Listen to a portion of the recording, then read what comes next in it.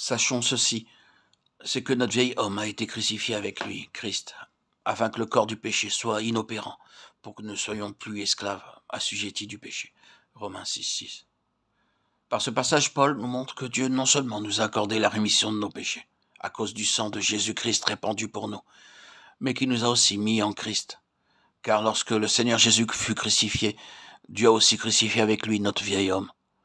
Notre crucifixion en Christ est un fait en Dieu, mais il est impossible pour l'intelligence humaine d'expliquer ce fait. La crucifixion de Christ est un fait accompli dans le passé. Alors, comment puis-je avoir été crucifié avec lui? Comment, tout en vivant maintenant, ai-je pu avoir été crucifié il y a 1900 ans? Un jour, grâce à Dieu, il a ouvert nos yeux et aussitôt nous avons vu la lumière. La Bible déclare que notre vieil homme a été crucifié avec Christ. C'est pourquoi nous confessons aussi que nous sommes morts. Lorsque nous faisons une telle confession, nous ne pensons plus à la mort de Christ comme étant une chose passée. Nous ne considérons pas cette mort comme un fait historique survenu il y a 1900 ans. Au lieu de cela, nous le considérons comme étant un fait actuel. Il est à la fois actuel et vivant. Il est écrit, nous avons été. Cependant, nous le voyons et ne le saisissons seulement que maintenant. N'oublions jamais que tout ce que Dieu a fait en Christ est toujours maintenant. Considérons par exemple le passage suivant de l'Écriture.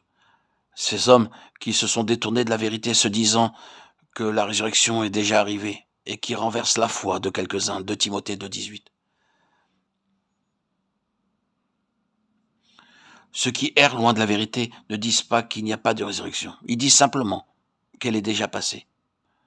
C'est ce que la parole de Dieu appelle s'écarter de la vérité. Nous devons reconnaître que la résurrection n'est pas passée. Elle est encore actuellement une réalité. La croix s'est-elle retrouvée derrière la scène? Non.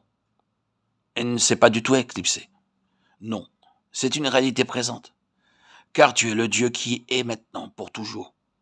Tout ce qu'il a fait en Christ est encore à jamais présent. Si nous considérons qu'un aspect quelconque de l'œuvre de Christ est du domaine du passé, cet aspect est mort pour nous. Il ne signifiera donc plus rien. Nous rendons grâce à Dieu parce que rien de ce qu'il a fait en Christ n'appartient au domaine du passé.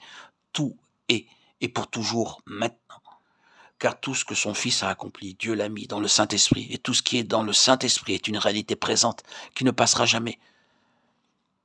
Lorsque nous voyons l'œuvre du Seigneur Jésus dans le Saint-Esprit, nous découvrons alors que toute son œuvre est vivante pour nous.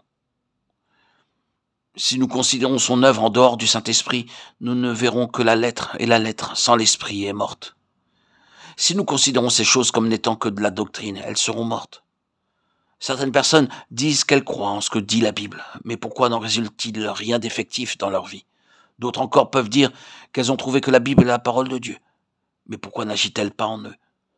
Toute cette faillite est la preuve qu'elles n'ont pas saisi que les réalités divines sont dans le Saint-Esprit.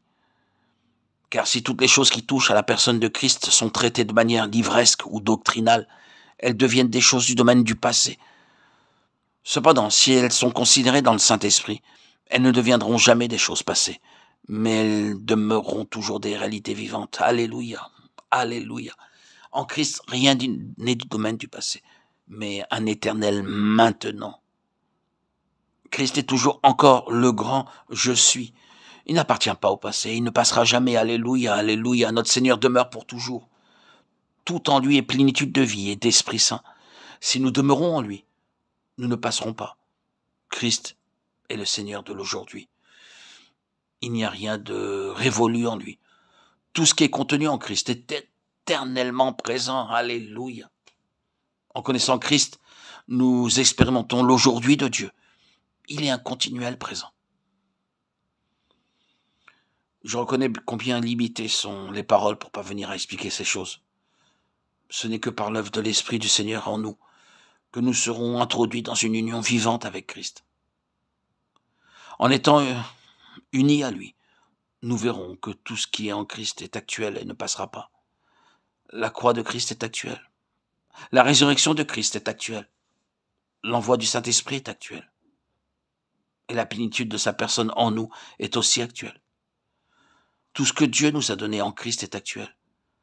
Nous ne devons pas considérer que ce qu'il nous a donné en Christ est simplement du domaine historique. Ces choses sont pour toujours actuelles. Grâce soit rendue à Dieu, à cette heure même, à cet instant même. Christ est encore celui qui maintenant est, à l'instant T. Louange à lui.